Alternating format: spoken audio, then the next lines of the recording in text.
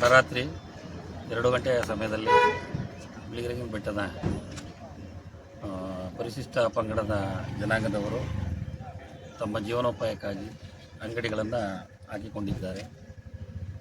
ಆದರೆ ಕಾರಣಾಂತರಗಳಿಂದ ಆಕಸ್ಮಿಕವಾಗಿ ಬೆಂಕಿ ತಗುಲಿ ಸುಮಾರು 7 ಅಂಗಡಿ ಭೀಕರವಾಗಿ ಎಲ್ಲ ಸುಟ್ಟು ಕರಕಲಾಗಿದೆ. ಅವರಿಗೆ ಸರ್ಕಾರದ ವತಿಯಿಂದ ಪರಿಹಾರವನ್ನು ಕೊಡಬೇಕು ಅಂತ ಈ ಮೂಲಕ ನಾನು ಒಬ್ಬ ನಾಗರಿಕನಾಗಿ ನಾನು ಕೇಳ್ಕೊತಾ ಇದ್ದೀನಿ. ಹಾಗೂ ಇವರ ಸಹಾಯಕ್ಕೆ ಪರಿಶಿಷ್ಟ ಪಂಗಡದ ಇಲಾಖೆಯವರು ಮತ್ತು ನಮ್ಮ ತಾಲೂಕಿನ MLA ಅವರು ಕೂಡ ಇವರಿಗೆ ಸರಿಯಾದ ರೀತಿಯಲ್ಲಿ ಸಹಾಯ ಮಾಡಬೇಕು. ಹಾಗೂ ನಮ್ಮ ಸಂಘದ ವತಿಯಿಂದ ನಾವು ಕೂಡ ನಮ್ಮ ಕೈಲಾದಂಥ ಸಹಾಯವನ್ನು ನಾವು ಮಾಡಿದ್ದೀವಿ, ತಾಲೂಕು ನಾಯಕ ಮಂಡಳಿಯಿಂದ ಮಾಡಿದ್ದೀವಿ. ಆದ್ದರಿಂದ ಮುಂದಿನ ದಿನಗಳಲ್ಲಿ ಇವರುಗಳಿಗೆ ಹೆಚ್ಚಿನ ರೀತಿಯಲ್ಲಿ ಸರ್ಕಾರದವರೇ ಅಂಗಡಿ ಮಾಡಿಕೊಟ್ಟು ಇವರುಗಳಿಗೆ ಒಂದು ಒಳ್ಳೆಯ ವ್ಯವಸ್ಥೆಯನ್ನು ಮಾಡಿಕೊಡ್ಬೇಕು ಅಂತ ನಮ್ಮ ಯಳಂದೂರು ತಾಲೂಕು ನಾಯಕ ಮಂಡಳಿ ವತಿಯಿಂದ ನಾನು ಈ ಮೂಲಕ ನಿಮ್ಮ ಮೂಲಕ ಕೇಳ್ಕೊತಾ ಇದ್ದೀನಿ.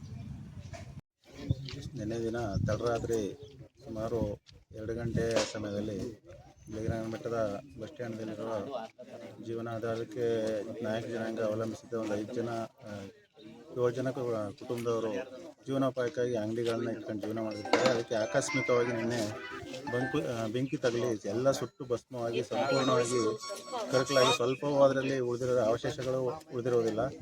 ಇದಕ್ಕೆ ತುಂಬ ದುಃಖತಪ್ತರಾಗಿದ್ದು ಗ್ರಾಮಸ್ಥರೆಲ್ಲ ಇದು ಮಾಡಿ ತಾಲೂಕು ನಾಯಕ ಸಂಘದ ಮೊರೆ ಹೋದಾಗ ತಾಲೂಕು ನಾಯಕ ಸಂಘದ ವತಿಯಿಂದ ನಮಗೆ ಸ್ಪಂದಿಸಿ ಒಂದು ಸಹಾಯವನ್ನು ಮಾಡಿರ್ತಾರೆ. ಇದಕ್ಕೆ ಗ್ರಾಮಸ್ಥರ ಪರವಾಗಿ ಹಾಗೂ ನನ್ನ ವೈಯಕ್ತಿಕವಾಗಿ ಹಾಗೂ ನಾಯಕ ಜನಾಂಗದ ಪರವಾಗಿ ಯಳಂದೂರು ನಾಯಕ ಮಂಡಳಿಗೆ ತುಂಬ ಹೃದಯದ ಧನ್ಯವಾದಗಳನ್ನು ಅರ್ಪಿಸ್ತಾ ಇದ್ದೀವಿ.